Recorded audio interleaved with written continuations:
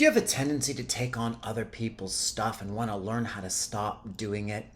Do you know that taking on other people's stuff is actually connected to feeling like you're never enough and you always need to be learning and doing more?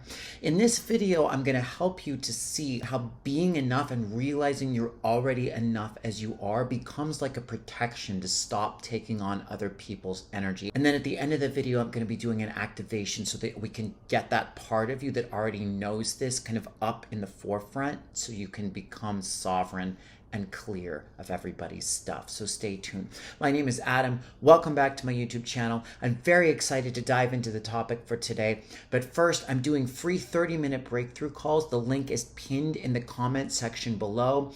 These are quick calls where we'll outline a bit of a plan for you, get an idea of your vision, what's blocking you, and then some steps you can take to really step into your power and into action into your life. Now, let's get into the video.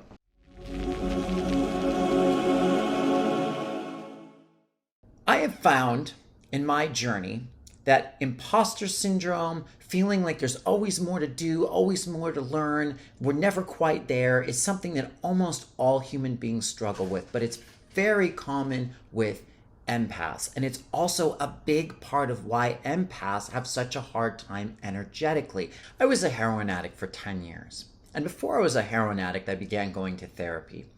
And I remember very, very vividly when I would go to therapy, a lot of times I felt very judged and kind of condescended toward. A lot of the therapists that I saw initially, were kind of from the old school style of they studied people out of a book. They had the leather chair and the suit, and they had this sort of demeanor about them as if I was sick and fucked up and they were going to help me to integrate back into society. They were very sort of stern and stoic, and I remember feeling very ill at ease and not safe. And it didn't ever help me heal. And then, when I began to get sober and went into rehab, I found the same thing, where as the ones that had studied addiction in a book, even though some of them were very good and had a lot of degrees, didn't help me anywhere near as much as the addicts who'd overcome it themselves. And I remember being in therapy too, and whenever a therapist would kind of open up to me and tell me their own stories, that was what always helped me. And the reason for this is because the way that we heal is in the presence of an empathetic listener. Because all human beings really generally need is to feel loved, seen, acknowledged, and understood. That's all anybody is looking for. I studied trauma for years. I've practiced trauma healing, somatic, energy work for years. And one of the things that happens with people in trauma, and the reason they have trauma, is because they were in a scenario where they were not safe. And what needs to happen for the body to resolve all of those patterns is just to feel safe. When we feel safe, we heal. But because of the society we live in, because of the self-development culture, because we're always striving and trying to achieve, and for many other reasons, almost all humans have this deep down feeling that they're just not enough as they are. And so they need to learn more and do more and be more before they can go out there and create the lives that they want. But there's a couple things to understand with that. One, we are always learning. There's always more to learn. Teaching and learning are two sides of the same coin. As you learn, you teach. As you teach, you learn. It's the same thing. Now, when you feel like you're not enough, it causes this sort of sensation of pushing and striving and a suppression of your true self.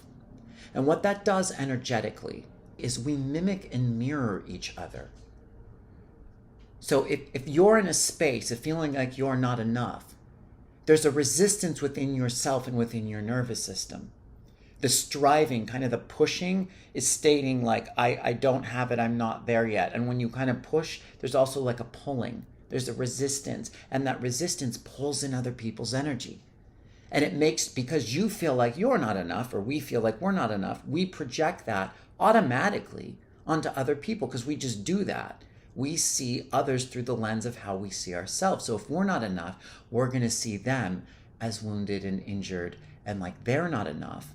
They're not going to feel safe. We're going to give them our energy and we're going to take theirs. And that's where all these attachments, entanglements, links, like downloads of their stuff that you don't want come from.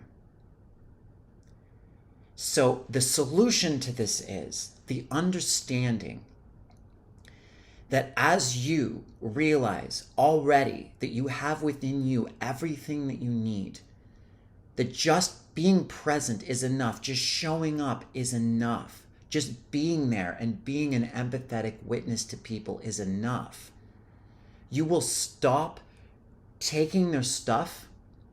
They will feel more safe with you. You will be sending them the message that they are good enough as they are instead of, that they need help. They will calm down, you will calm down, and the energy will begin to balance. It's just very, very important. And I want to tell a quick story about Will Ferrell. Actually, I don't know Will Ferrell, but I took improv comedy for a while, and I took sketch comedy from a teacher who had been in the Groundlings company. The Groundlings is an improv troupe. He was in the company with Will Ferrell for like 8 years. And he told us this story. And he was talking to us about the difference between right brain and left brain. So left brain is the part of the brain that's very analytical and reasons and judges and critiques. Right brain is just presence. It's the part that connects you to your spirituality, your creativity, all of that sort of stuff. And Will, the teacher said that when he would improvise with other performers who were very left brain, he would feel kind of judged sometimes because he could tell that their mind was always looking for, is this funny? Is this not funny? And they would tend to be ones that after the performance would kind of talk about the others, whether their performances were good or not or whatever. But he said with Will Ferrell was so right brain and present, and he never talked shit about anybody else. He was just kind of there in the moment trying to be funny. And what he said this did was it put all the performers and the audience at ease. Everyone liked to work with him because they just felt safe.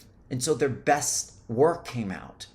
And the other thing it did is he said as soon as the curtain would open, the audience would just start laughing because his mirror, his right brain presence was making them more present. And that's really kind of what laughter generally is. It's like it's a breakup of the monotony, and it kind of knocks you out of the left brain, this is what is going, this is our normal boring life, and it just something is absurd or something is just different, and it just kind of shakes up the consciousness and kind of connects you to spirit, and everybody kind of laughs and has this release. And it was because he was so just right brain present and being an empathetic listener. So as you can embody this, your energy field will clear of other people's stuff. And you can start to detach, disentangle, and just kind of know that you're enough and that they're enough. How much relief comes from that? Oh, there's nothing I need to do except just be me. There's nothing I need to do except to just be there. Okay, so now I want to do a little bit of an activation to bring that belief that you're enough up. So just close your eyes if you want to. You don't have to. Feel into your body a little bit. Notice your hands, notice your feet, notice your body. And I just want you to give permission for any places that are holding on to the belief that you're not enough as you are to just come up. And just notice where that is. You might feel it in your stomach, your legs, your chest. Just notice that belief of like, I'm not enough, I have to do more, I have to prove myself, I gotta learn more, I gotta study more. I mean, you're always studying, you're always learning, but that's the point. It goes on forever. You don't have to learn more to be enough. So just notice where those things are, and just give your higher self permission and your body permission to just release these. And we'll ask to have any like overachieving patterns cleared, any over responsibility patterns cleared from childhood, from your ancestry, all levels, all lifetimes, all layers, the fundamental belief and anything connected to it that you are not enough. Just give permission to completely release it now. You can kind of see it and feel your body a little bit, see it come out the top of your head, and just send it out into the universe wherever it needs to go. Just kind of notice if there's any anger, frustration, tension, tightness, and just give permission for that to let go. Good. It's done. And now we're going to call in an activation that you're enough, and find that frequency, call in that energy into your body and feel it for as long as you can. I am enough as I am. I am enough just as I am. I have all the abilities, skills, gifts necessary for me to do what I want in me right now. My presence, my being here, my showing up as I am is enough right now. Notice your feet on the floor, and just notice the feeling of grounding that in and activating that in your energy field and in your life. And give your higher self permission to assist you with this for your highest good. It is done. It is done. It is done. Good. You can come back and do that again. I also have a free energy clearing you can download in the description that will help you more with that. Please let me know what you thought. Please like and subscribe to the channel. I look forward to next time. Thank you so much. Peace.